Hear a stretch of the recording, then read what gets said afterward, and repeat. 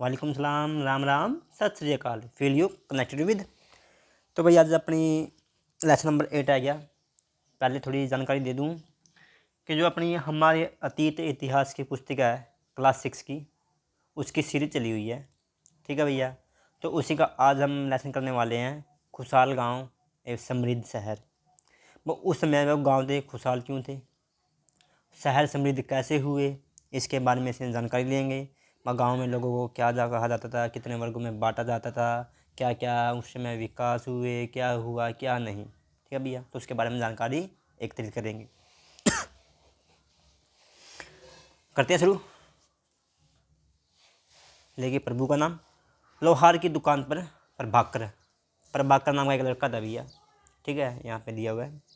प्रभाकर लोग लोहारों को काम करता देख रहा था। वाजी वाह भाई, कुछ नई चीज़ बनाने लग रहे होगे। तो उन ही काम करता देखने लगा प्रभाकर। एक छोटी सी बेंच पर कुल्हाड़ी और हाशिया जैसे कुछ औजार बेचने के लिए रखे गए थे। उन्होंने क्या बना रखी, कुल्हाड़ी बना रखी थी और हाशिया बना रखा था जो बेचने खातर रखा हुआ था। दूसरी ओर भट्टी जल रही थी जहाँ पर शायद भाई जो लोहे को गर्म किया जाता था। औजार बनाने के लिए दो लोग लोहे की एक छड़ को गर्म करके उस पर पीट रहे थे। ठीक है भाई, जो नॉर्मली पीटते हैं ताकि उसको एक आकार दे सके। प्रभाकर को ये सब बड़ा मज़ेदार लग रहा था। मज़ा है क्या, देखा उन्हें जी लग गया। वाह क्या बात है, आग में दे हुए हैं, पानी मार रहे हैं, फिर कुटते हैं, बैग में दे हुए हैं, मैं काम चल रहा का। अब लोहार तो काम करना करते, इतना मज़ा आता है बेटे, नई नई चीज़ें बनाएंगे। लोहे के औजार और खेती। भाई लोहे के औजार नहीं थे, लोहे का आवागमन हो गया था, मतलब लोहे का प्रयोग होने लग गया था। ये लगभग 3000 वर्ष पूर्व होने लग गया था। ठीक है भैया, पढ़ते हैं। लोहे का प्रयोग आज एक आम बात है। लोहे की चीज़ हमारी रोज़मर्रा की ज़िंदगी का हिस्सा बन गई है आज भी। सिंपल बात है भाई, एक सुई तक लेकर लेख लो जहाज तक, भाई हर चीज़ लोहे की बना है। लोहे का इतना प्रयोग हो गया अपना, आज प्रेजेंट में हर चीज़ लोहे से निर्मित की जाती है। इस उपमहाद्वीप में लोहे का प्रयोग लगभग 3000 साल पहले शुरू हुआ था। महापाषाण कब्रों में लोहे के औजार और हथियार बड़ी संख्या में मिले। महापाषाण कब्रों में क्या कहा भाई, लोहे का प्रयोग शुरू कर दिया था। इसके बारे में तुम अध्ययन 4 में पढ़ चुके हो, मैं पहला भी पढ़ गए आए। हाँ, करीब 2500 वर्ष पहले लोहे के औजारों के बढ़ते उपयोग का प्रमाण मिलता है। इसमें जंगलों को साफ करने के लिए कुल्हाड़ियाँ और जुताई के लिए हलों के फाल शामिल हैं। आप ये पीछे ही पढ़ गए हैं भाई। जो इसमें कहा था खेती का विकास हो गया था। कैसे हो गया था खेती का विकास? खेती का विकास है क्योंकि भाई जो लोहे की फाल आएगी थी नहीं, उस तर धरती एक तो बढ़िया तरीका पाटा थी, थोड़ी डूंगाई लगा उसकी भाई, खुदाई हो जाती मिट्टी की, और जोर ज़्यादा कौन लगा था, आसान तरीका था, वो बात थी। आधे 5 में तुमने पढ़ा था कि लोहे के हाल के इस्तेमाल से कृषि का विकास उत्पन्न हुआ। एक मिट्टी भाकी जो मिट्टी हुआ है वो होगी फोकी। मिट्टी फोकी होगी तो अगर जब बढ़िया माटी बन गई, उपजाऊ हो जाएगी ऑटोमेटिक, नॉर्मल सी बात है। तो उपजाऊ होगी जो भाई, बेनिफिट तो होगा। तो क्या था, कृषि का विकास हो गया था। पहले कोई थोड़ी टॉपिक से ये देखिए, टिप्पणी दे रही है इन्हें पढ़ना। औजारों की सूची में इन चित्रों के नाम चुनो। हाशिया, कुल्हाड़ी और संडासी। लोहे की ऐसी 5 चीज़ों की सूची बनाओ जिनका प्रयोग तुम आज करती हो। आज भी देख रहे हो कि करीब मैस बांधा बेल गला है, लोहे की बना है। रोटी बनाने लग रहे हैं तो वह लोहा का है। 5 चीज़ बतानी है जो आप आज का टाइम पर यूज करने लग रहे हैं, वहाँ कर लो। बेंच है, ऊपर तो प्लास्टिक काट का पावा है, प्लाई लगी पावा है, नीचे लो हो गया। मतलब कुर्सी भी यहाँ पहले जो लोहे की कुर्सी आई कर दी, वहाँ भी चल जाएगी। पाइप हो गए लोहे के, यहाँ भी चल जाएंगे। 5 उदाहरण देने, कितने दे लो। कृषि उत्पादन बढ़ाने के लिए उठाए गए अन्य कदम, बस सिंचाई। ये कृषि बढ़िया करनी है तो सिंचाई का सुविधा करना पड़ेगा। जब पानी मिलाकर धरती ना ज़्यादा तो वह उपजाऊ बनेगी। करती जानकारी इसके बारे में भी देती है। समृद्ध गांव के लिए समृद्ध गांव के बिना राजा तो उसके राज्यों का बने रहना मुश्किल था। जब गांव में खुशहाली नहीं होगी, उपजाऊ धरती नहीं होगी, तो राजा कड़ा बनागा, क्या का राजा बनागा, और राज्य फिर राजा कड़ा राज शासन करागा। वही बात भी है। जिस तरह कृषि के विकास में नए औजार व रोपाई महत्वपूर्ण कदम थे, उसी तरह सिंचाई भी काफ़ी उपयोगी साबित हुई। ये कृषि करनी है, बचल ठीक से नए औजार का निर्माण हो गया। रोपाई करने लगे, पहले बीज लगाए कर दे, फिर रोपाई करने लगे। इस तक क्या था, 70% लगे जो फसल थी बढ़िया तरीका था तैयार होने लग गई थी, और फसल जो भाई मरा कौन थी फसल उसमें, ठीक है, बेनिफिट ही हो गया था। परंतु गला गला है, एक सिंचाई का भी उपयोग होगा, क्यों रोपाई ज़्यादा होगी, पानी कमाई हो रहा है रोपाई। तो इस समय सिंचाई के लिए नहर, कुएं, तालाब और कृत्रिम जलाशय बनाए गए। क्या बनाए? नहर बना ली, कुएं बना लिए, तालाब बना लिए और कृत्रिम जलाशय बना लिए। ले ये भाई चार्ट सा देखिए, थोड़ा बताना है कि पढ़ लेना भी कि कहानी कब आई हूँ। एक चार्ट में तुम्हें सिंचाई से आए परिवर्तन दिखाई दे गए हैं, खाली स्थानों में सही वाक्य भरो। अच्छा जी, देखते हैं। लोगों द्वारा परिश्रम किया गया, परिश्रम करते शुरू तक कर देना लग रहे हैं। किसानों को लाभ मिल गया क्योंकि अब उत्पादन की अनिश्चितता घटी। भाई एक तो उत्पादन कम कर दा, एक बदल लग गया। कर अदा करने के लिए किसानों को उत्पादन बढ़ाना था, यही बात ठीक है। राजाओं ने सिंचाई की योजना बनाई और धन खर्च किया। ठीक है भाई। राजा को सेना, महल और किले बनवाने के लिए धन चाहिए था। धन कहाँ से पाएगा? किसान ना पाए। किसान ना पाए के ऊपर अनाज ले होगा, अनाज ने मेरे बेचेगा तो उससे पीछे लेकर होगा। वे किसानों से कर लेते थे। किसान कर क्यों लेकर दे? तो उसको कर का बदला है वो किसाना की फसल की रक्षा करता। और उनको होता खुद जाकर खड़े हो जाएगा, यानी कि और राजा या फिर कोई डाकू उनकी लुट्टा नहीं, उनकी सुरक्षा देगा। यह सिंचाई से ही संभव था। सिंचाई तो संभव क्यों कर था? ये सिंचाई बढ़िया होगी, ज़्यादा तो फसल बढ़िया होगी। बाकी तो छोटी छोटी बातें पढ़ी जाएगी, आगे करते हैं। जो गांव में कौन रहे थे? इंसान और कौन रहेगा? फिर भी भाई जो उस टाइम पर इंसान में वह कौन सी आज के टाइम पे वह कास्ट कहता हाँ, वह कौन सी कास्ट हैं, परंतु उस टाइम पर जो वर्ग कर दे कौन से वर्ग थे, क्यों बांटे गए थे, उसका बारे में डिस्कस करेंगे। इस उपमहाद्वीप के दक्षिण तथा उत्तरी हिस्सों के अधिकांश गांव में कम से कम 3 तरह के लोग रहते थे। कितने? 3 तरह के। तमिल क्षेत्र में बड़े भूस्वामियों को वेला वेला क्या कहते थे? वेला। बड़े भूस्वामी तमिलनाडु साइड की क्या करते? वेला। साधारण हलवाहों को उनवार, जो नॉर्मल छोटे नॉर्मल ठीक थे किसान थे उनको उनवार। और भूमिहीन मजदूर दास अच्छा कड़ेसियार का और अधिमई कहलाते थे। बदिन पर ना तो भूमि थी, मजदूरी करे कर दे, जगह जगह पे आएगी उनसे क्या कर दे, अधिमई क्या कर दे, दास के डी सी आर, दास कड़े सियार। ठीक है भैया।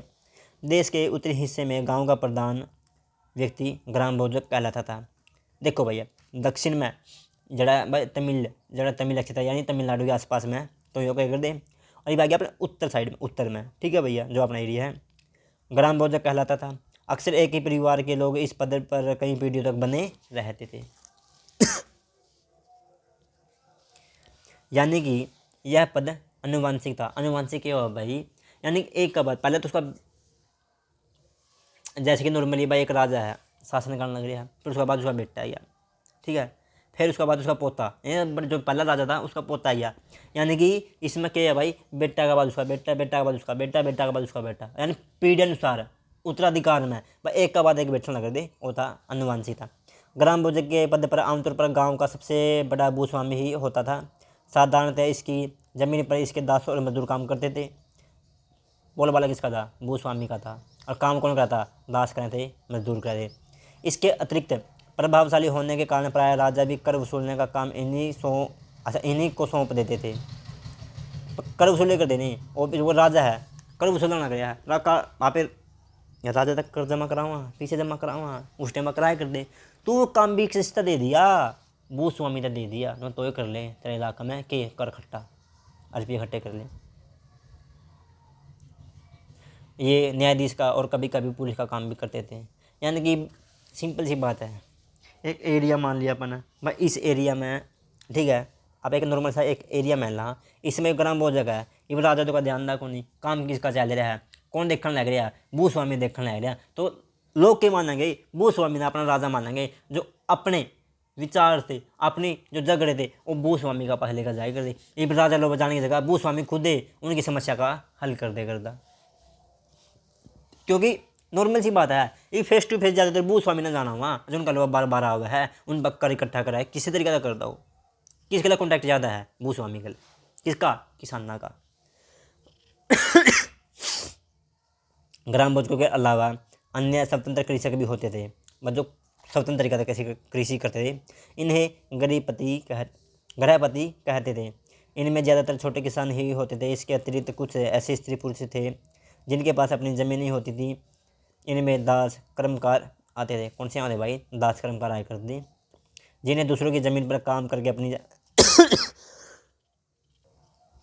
अधिकांश गांव में लोहार, कुम्हार, बढ़ई तथा बुनकर जैसे कुछ शिल्पकार भी होते थे। शिल्पकार क्या है? बस जो जो नई नई चीज़ बना हुआ है वो हो गए शिल्पकार। ठीक है भैया, ये बात अपना प्राचीन तमिल रचनाएं। तमिल में जो रचनाएं करी गई थी उनकी संगम साहित्य कहा जाया करता, यानी तमिलनाडु या दक्षिण भारत में जितनी रचनाएं बनाई गई नहीं, रचना लिखी गई उनकी कही करते भाई संगम साहित्य है। तो उसके बारे में थोड़ा डिस्कस कराएंगे।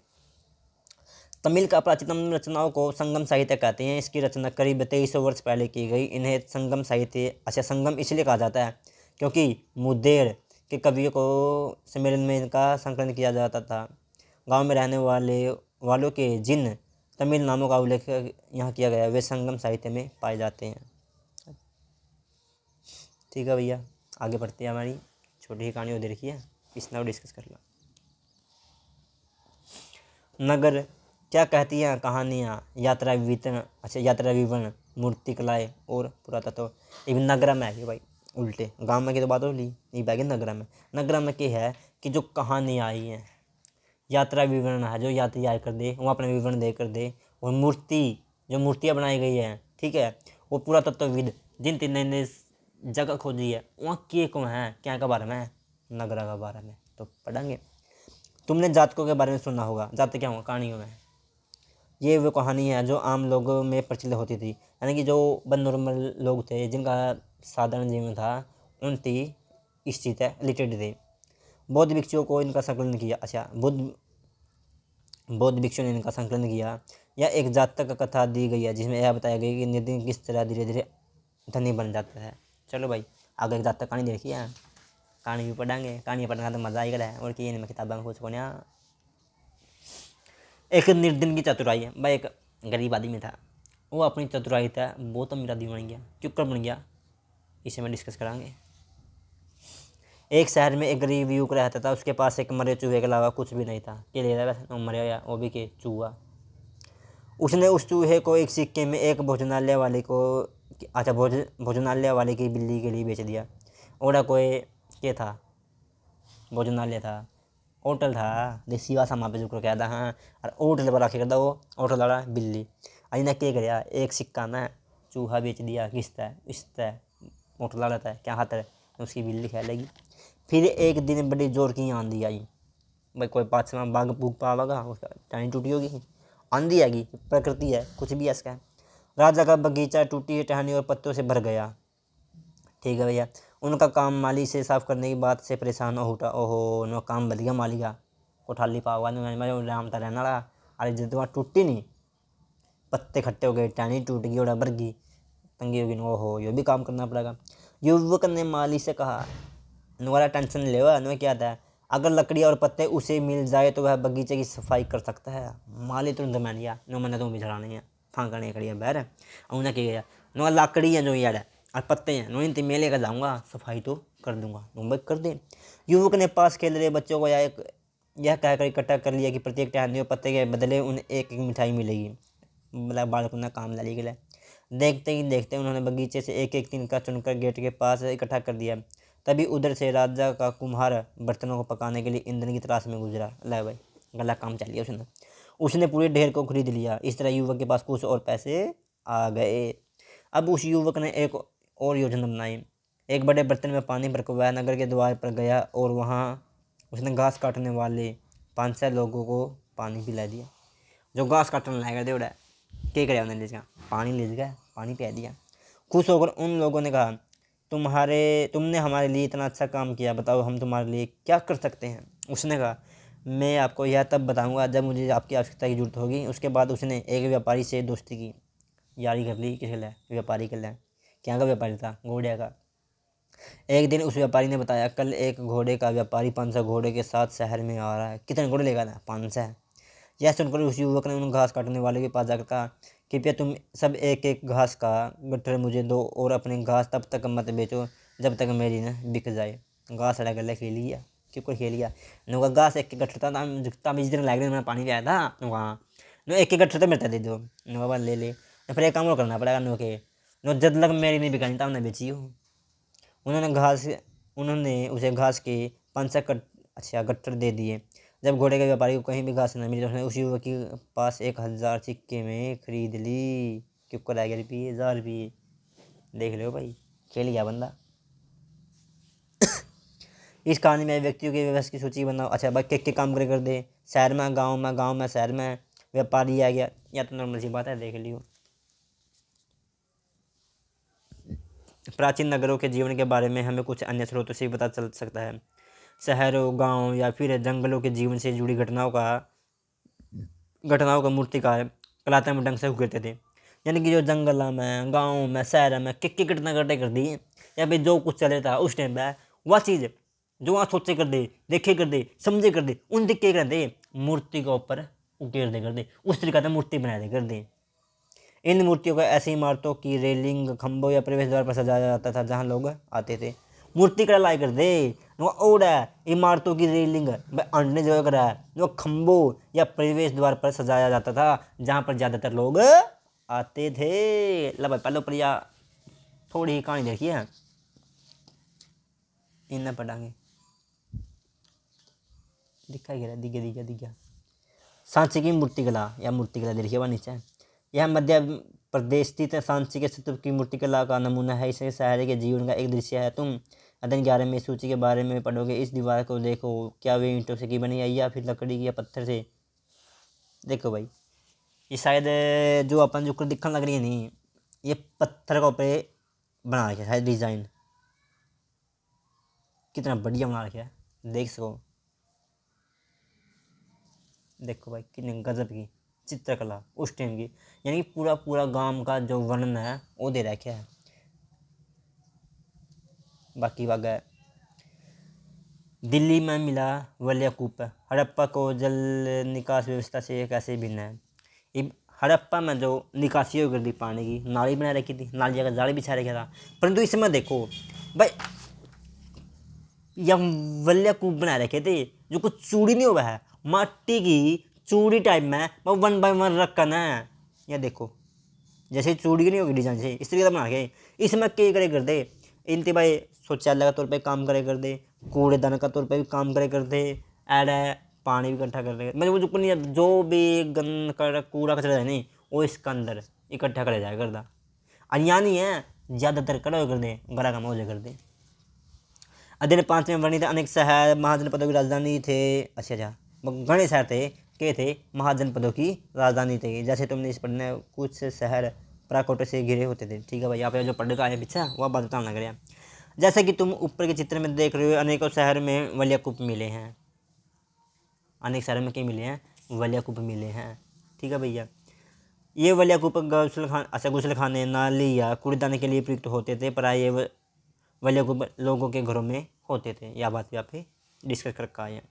महलों, बाज़ारों या आम घरों के अवशेष बहुत कम मिले हैं।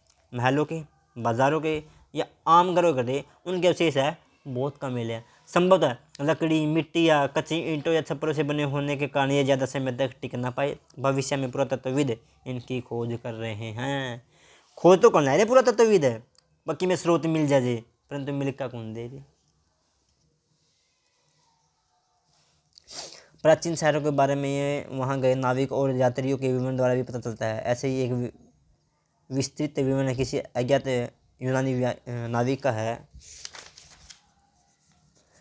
जिन जिन पत्तनों पर वह गया, नीचे देखिए भाई, उन सभी के बारे में उसने लिखा। मानचित्र 7। अच्छा जी, ब्रुच ढूंढो। जब उसने उस द्वारा किया वर्णन, बेरीगाचा ब्रुच कितना भाई, ये हो गया भाई अपना एक बंदरगाह थी भाई, या पूरी फेमस है बंदरगाह थी। तो ओडा का उन्हें वर्णन करके है, क्या वर्णन है देखेंगे। यानी उसके पास शहर था यो, बेरीगाचा शहर था कड़ा समुद्री बंदरगाह के पास। तो इसने करा डिस्कस। बेरीगाचा की सक्रिय घाड़ी में समुंदर से आने वालों के लिए नाव चला पाना मुश्किल होता था।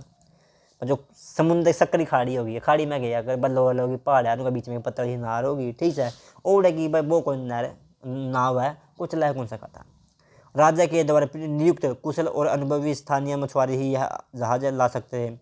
बेरीगाचा में शराब के मिलेगा, शराब, तांबा, टिन, शीशा, मूंगा, पुखराज, कपड़े, सोने और चांदी के सिक्के का आयात होता था। ठीक है भाई। हिमालय की जड़ी बूटियों, हाथी दांत, गोमेद, सॉरी भाई, कार्लिनियम, सूती कपड़ा, रेशम तथा इत्र यहाँ से निर्यात किए जाते थे। आयात यहाँ, मंगाए तो यहाँ करे करते और निर्यात यहाँ करे करते। राजा के लिए व्यापारी विशेष उपहार लाते थे। इसमें इनमें चांदी के बर्तन, गायक, किशोर, सुंदर औरतें, अच्छी शराब, उत्कृष्ट महीन कपड़े शामिल थे। देखो भाई, राजा का तो जो उपहार आए करे क्या करते, चांदी के सोना चांदी के बर्तन हो गए, चांदी के बर्तन हो गए, गायक, किशोर, बस सुतरे, जवान छोरे गाने वाले, औरतें, यानी उस टाइम पर देखे व्यापारी औरतें गाने वाले व्यापारी चले भाई। ठीक है। आप इन्हें के कैसे कहा पुरुष व्यापार या फिर मनुष्य व्यापार। हाँ, मनुष्य व्यापार कैसे का, जिसमें औरतें भी आ जाएंगे, इंसान भी आ जाएंगे। अच्छी शराब, ओहो दारू, उत्कृष्ट महंगे कपड़े शामिल थे। ठीक है भैया। आह सिक्के क्यों है बस कुछ को नहीं होंगे जो को नू मोर लैगा बनाए जाओगे वहाँ हुआ है आह सिक्के, यानी कि एक मिट्टी लगा लो या कोई धातु है नरम है उसका ऊपर ठप्पा लगा जो सिक्के बनाया जाओगे आह सिक्के हुए हैं। बाकी इसमें पढ़ाएंगे, पहले से ना पढ़ाएंगे। यहाँ पे ये दे रखा है। आह सिक्के सामान्यतः आयतकार और कभी कभी वर्गाकार या गोल होते थे। ये या तो धातु की चादर को काटकर या धातु के चपटे गोलिकाओं से बनाए जाते थे। इन सिक्कों पर कुछ लिखा हुआ नहीं था, बल्कि इन पर कुछ चिन्ह ठप्पे से बनाए जाते थे, इसलिए आह सिक्के कहलाए। इनमें कुछ लिख को रखा था और क्यों कर बनाए थे, इनको चिन्ह ठप्पे से बनाए जाते थे, यानी कि मोर लगाएगा ना बनाए जाए करते, इसलिए आज सिक्के कहलाए। ये सिक्के उपमहाद्वीप के लगभग अधिकांश हिस्सों में पाए जाते हैं और इस तरह की आरंभिक सदियों तक ये प्रचलन में रहे हैं। ठीक है भैया। ये सिक्के न बढ़ाएंगे। पृष्ठ 82 पर दी गई कहानियों में तुमने देखा कि किस तरह सिक्कों के आधार पर संपत्ति का मूल्यांकन किया गया। पुरातत्वविदों को इस युग के हजारों सिक्के मिले हैं। सबसे पुराने आज सिक्के थे जो करीब 500 साल चले। सबसे पुराने सिक्के में माने जाओगे कौन से, आहत सिक्के। आज कितने साल चले, 500 साल चले। इसका चित्र नीचे दिया गया। चांदी तथा तांबे के सिक्कों पर विभिन्न आकृतियों को आहत कर बनाए जाने के कारण इन्हें आहत सिक्के, चांदी, तांबा, इनका ऊपर यार बस नरमाई में कर दिया मैंने तुरंत तैयार कर इनका ऊपर ठप्पा लगा दे कर दे, मोर लगा दे कर दे, उस तरह सिक्के तैयार करे जाने थे। विनय के अन्य साधन, विनिमय के अन्य साधन देखते हैं भाई। संगम साहित्य की एक इस छोटी सी कविता को पढ़ो। खेतों के सफ़ेद दाने गाड़ियों पर लदे, वाह जी वाह, जा रहे हैं। नमक के लिए लंबे लंबे रास्ते, चांदनी सी सफ़ेद रेत पर परिवार को समेटे, कहीं पीछे कुछ छूट ना जाए। शहरों से नमक के सौदागरों के यूं चले जाने से सिर्फ सन्नाटा रह जाता है। समुद्र के किनारे नमक बहुत ज़्यादा उत्पन्न होता है। समुद्र के किनारे क्यों है, क्योंकि समुद्र का खारापन ज़्यादा हुआ है, तो उसकी बस सुखाया करना है। समुद्र के किनारे पर है क्या करेंगे भाई, 1 मीटर को इस तरीके है बड़े बड़े ओल बनाया करना है, उनमें पानी इकट्ठा कर जावे, बाँह पर का पानी तो उठ जाए, थोड़ा निकल नमक इकट्ठा करे जावे। जब नमक के व्यापार क्या करनी, शहर में पूरी चाल पहले जो कर दी, परंतु उनके जाने के बाद शहर सन्नाटा, कुछ नहीं रहा था। आगे बढ़ेंगे। नगर अनेक गतिविधियों के केंद्र थे। अनेक गतिविधियों की, क्योंकि नगर में करते बस शिल्पकारी वे करते, लोहार भी, बड़े कारीगर सारे नगर में रह कर दे, उन्हें कत कर दी, चल पहले भी कर दी। बाकी इसमें देखेंगे के को है, या तो मैंने बताया। अक्सर नगर कई कारणों से महत्वपूर्ण हो जाते थे। उदाहरण के लिए मथुरा। मथुरा बहुत फेमस था भाई। फेमस क्यों था, क्योंकि मूर्ति का लगा भी काम चल रहा था। यह 2500 साल से भी ज़्यादा समय से एक महत्वपूर्ण नगर रहा है, क्योंकि यह यातायात और व्यापार के दो मुख्य रास्तों पर स्थित था। इनमें से एक रास्ता उत्तर पश्चिम से पूर्व की ओर और दूसरा उत्तर से दक्षिण की ओर जाने वाला था। उत्तर तक पश्चिम में जावा, एक उत्तर से दक्षिण है। शहरों के चारों ओर किलेबंदी थी। इसमें अनेक मंदिर थे। आसपास के किसान या पशुपालक शहर में रहने वालों के लिए भोजन जुटाते थे। मथुरा बेहतरीन मूर्तियों बनाने का केंद्र था, यानी कि यार बहुत सी बढ़िया बढ़िया सुंदर मूर्तियाँ बनाई जाए कर दी। लगभग 2000 साल पहले मथुरा कुषाणों की दूसरी राजधानी बनी। इसके बारे में तुम अगले अध्याय में पढ़ोगे। मथुरा एक धार्मिक केंद्र भी रहा है। यहाँ बौद्ध विहार, जैन मंदिर, देखो भैया धार्मिक केंद्र भी है, बौद्ध के भी है, विहार के भी है, और यहाँ कृष्ण भक्त का एक महत्वपूर्ण केंद्र था, यानी कि हिंदू धर्म भी। तीनों धर्म की प्रमुखता थी, तीनों धर्म की प्रमुखता थी। ठीक है भैया। मथुरा में प्रस्तर खंडों और मूर्तियों पर अनेक अभिलेख मिले हैं। मथुरा में क्या मिले हैं, जो खंड बनाए कर दिए, प्रस्तर खंड और मूर्तियों पर क्या मिले अभिलेख, यानी कि उनका ऊपर चित्र उकेर दिए गए थे। आमतौर पर ये संक्षिप्त अभिलेख है, यानी कि छोटे छोटे अभिलेख है, जो स्त्रियों तथा पुरुषों द्वारा मठों या मंदिरों को दिए जाने वाले दान का उल्लेख करते हैं। यानी कि जिसमें दान कर रहे हैं, जिनती जिनती दान कर रहा है, उसका उल्लेख है, भाई फलाना ने इतना दान कर दिया, फलाना ने 5 काम कर दिए, 2 काम कर दिया, सोना चढ़ा दिया, चांदी चढ़ा दिया, ये इस चीज़ का लिख रहा है क्या अभिलेखा में। प्राय शहर के राजा, रानी, अधिकारी, व्यापारी, शिल्पकार इन प्रकार के दान करते थे। उदाहरण के लिए मथुरा के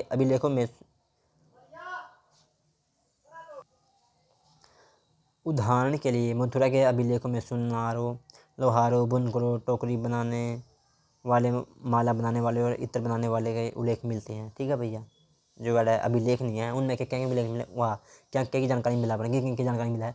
सुनार को मिला है, लोहार की, बुनकरों की, टोकरी बनाने वाले, माला बनाने वाले, इत्र बनाने वाले। ठीक है भैया। मथुरा के लोगों के व्यवसाय की अच्छा वो व्यवसायिक सूची बनाओ, यह क्या है, ये लोहार के काम करा, लोहा काम करा, बुनकर काम करा, जो कपड़े का काम करा, टोकरी बनाने वाली, टोकरी वो चीज़ है यार, नॉर्मल सी बात है, देखी जाएगी। शिल्प तथा शिल्पकार, शिल्प के और शिल्पकार के हुआ है, यानी कि जो नई नई चीज़, नए नए नमूने बना हुआ है। ठीक है भैया, उनके शिल्पकार कह जाते हैं।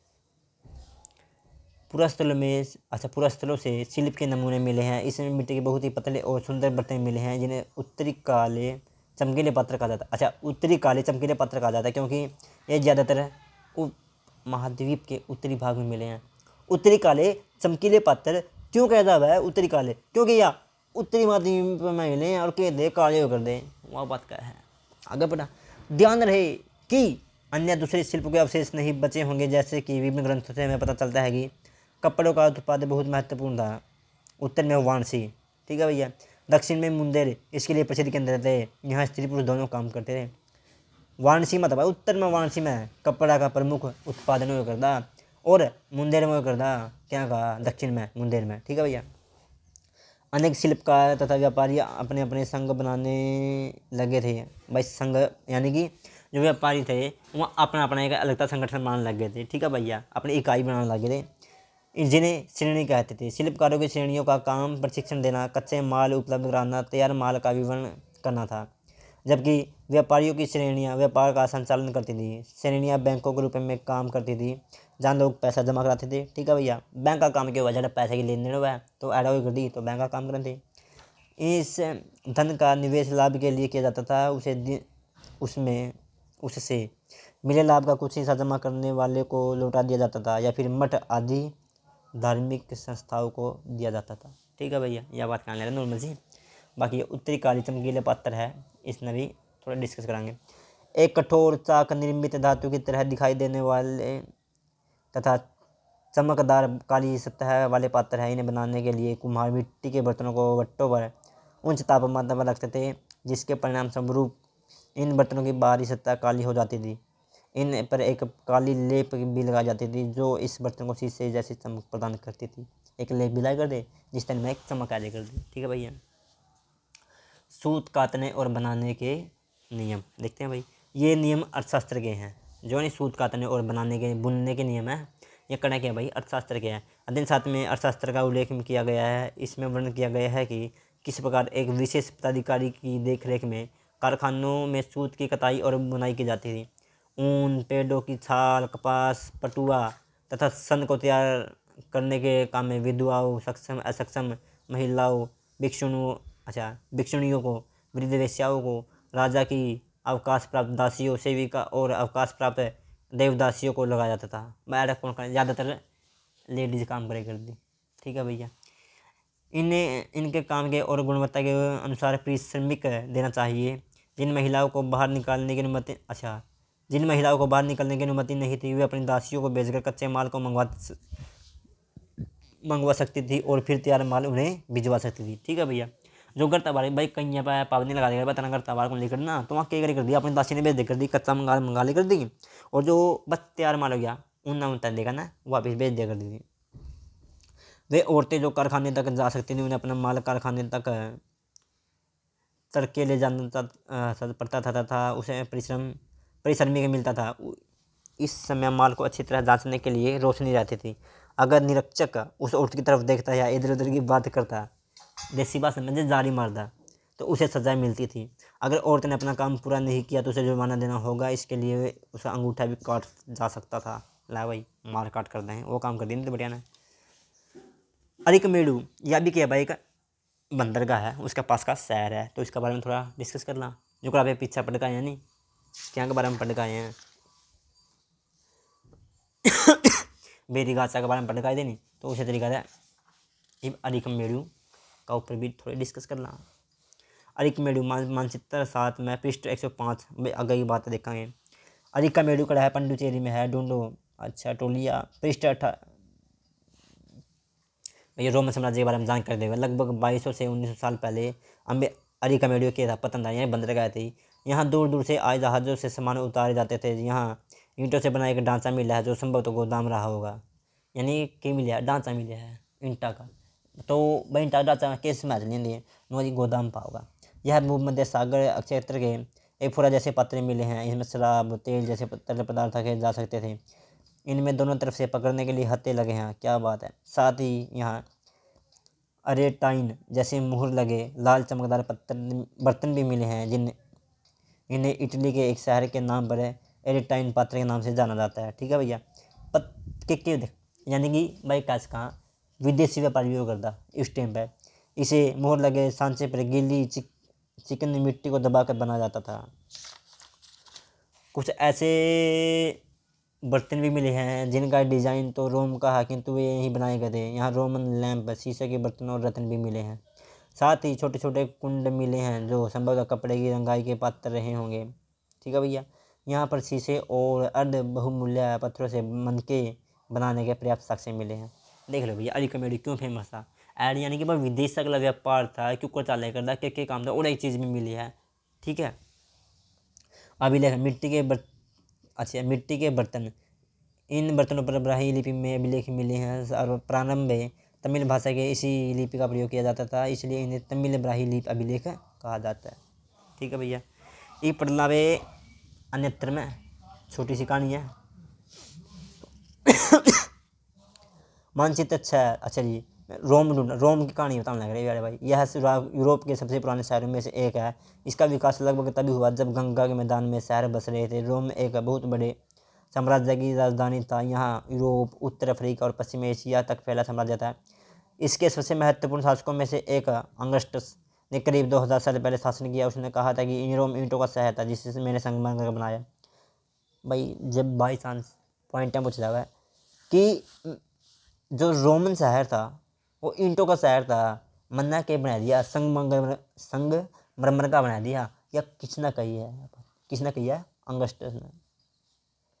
अंगस्टस उसके बाद के शासकों ने कई मंदिरों और महल भी बनवाए। अंगस्टस ने बड़े बड़े रंगमंडल बनवाए। इसके चारों तरफ दर्शकों के बैठने की सीढ़ी नुमा जगह होती थी। यहाँ लोग विभिन्न प्रकार के कार्यक्रम देख सकते थे। उन्हें स्नानघर भी बनवाए जहाँ स्त्री पुरुषों के लिए अलग अलग समय निर्धारित थे। यहाँ लोग एक दूसरे से मिलते थे, आराम करते थे। बड़े बड़े जलवाही सेतु एक्वाडक्ट के जरिए शहर के स्नानघरों फव्वारों गुसलखानों के लिए पानी लाया जाता था। ठीक है भैया। एक भाई अपने इस लेसन सुनिए, जो अपना लेसन नंबर 7 नहीं अशोक वाला कंप्लीट किया था, तो उसके पीछे एक छोटी सी कहानी रही है, तो उस पर भी डिस्कस कर ला। आगे की बात है नाम से। ठीक है भैया। क्योंकि जब आपने ध्यान कौन दिया मैंने भी, इसका बाद भी कुछ है तो रह गया था, तो इसलिए अभी देखना एक नज़र में। लगभग 2200 साल पहले मौर्य साम्राज्य का पतन हो गया। कितने 25 साल पहले बने। हाँ 2200 साल यानी 300 पीढ़ी है, 301 वर्ष रहे हैं। तो उसका बाद क्या हो गया, इसका पतन हो गया था, उसके बारे में देखेंगे। इसके स्थान पर साथ ही अन्य जगहों पर भी कई नए राज्यों का क्या हो गया, उदय हो गया। पश्चिमोत्तर में तथा उत्तर भारत के कुछ भागों में करीब 100 साल तक हिंद यवन राजाओं का शासन रहा। किनका? हिंद यवन राजाओं का शासन रहा। इसके बाद उत्तर तथा पश्चिमी भारत पर संघ शासक है। संघ के बारे में पढ़ा है भाई, ठीक से। मध्य एशिया लोगों का शासन स्थापित हुआ। इनमें से कुछ राज्य लगभग 500 वर्षों तक टिके रहे, जब तक कि संघ शासकों को गुप्त शासकों से पराजय नहीं मिल। अच्छा पर जद लगन थी गुप्त शासक का ज़्यादा पराजय नहीं मिली, जद लग वहाँ टिके रहे लगभग कितने 500 वर्षों तक। संघ के बाद कुषाण, संघ का भी अंत हो गया। उसके बाद कौन आएंगे? कुषाण आएंगे। कुषाणों का शासन स्थापित हुआ। अध्ययन में तुम कुषाणों के बारे में और अधिक जानोगे। उत्तर और मध्य भारत के कुछ इलाकों में मौर्य सेना नायक पुष्यमित्र शंगु ने इस राज्य की स्थापना की, और शंगु के बाद कण्व कुछ और वंशों का शासन तब तक चलता रहा जब तक 1700 वर्ष पूर्व गुप्त साम्राज्य की स्थापना नहीं हुई। ठीक है भैया, हमने देखा कि पश्चिमी भारत के कुछ हिस्सों पर शकों का शासन था। किन का था? शकों का शासन था। यहाँ पश्चिम भारत तथा मध्य भारत पर शासन कर रहे सातवाहन शासकों के साथ अनेक कई युद्ध हुए। लगभग 2100 साल पहले स्थापित सातवाहन राज्य लगभग 400 वर्षों तक टिका रहा। कितने वर्ष तक टिका रहेगा? 400 वर्षों तक टिका रहेगा। कौन सा? सातवाहन। लगभग 1700 वर्ष पहले मध्य तथा पश्चिम भारत में वाकाटक वंश का शासन स्थापित हुआ। दक्षिण भारत में 2200 से 1800 साल पूर्व के बीच में चोल चेर पांड्य अभी इस नहीं अगर डिस्कस कराएंगे। लगभग 1500 साल पहले पल्लवों और चालुक्य के दो बड़े राज्यों की स्थापना हुई।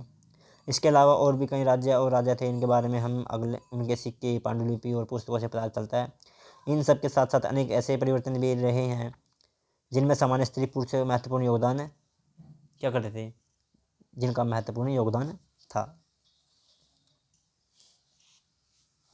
इनमें कृषि का प्रसार, नए शहरों का विकास, उद्योग, व्यापार, प्रगतिशील व्यापारियों ने एक तरफ जहाँ उपमहाद्वीप के अंदर और बाहर जमीन के रास्तों की खोज की, वहीं पश्चिम एशिया, पूर्वी अफ्रीका, दक्षिण पूर्वी एशिया के समुद्री रास्ते भी खुले। मंदिरों, सत्य पूजा तथा अन्य इमारतों का निर्माण हुआ, किताबें लिखी गई, साथ ही वैज्ञानिक खोजे भी गए। यह सारी बातें साथ साथ हो रही थी। इन पुस्तकों को बाकी हिस्सों को पढ़ने हुए तुम इन बातों को ध्यान रखना।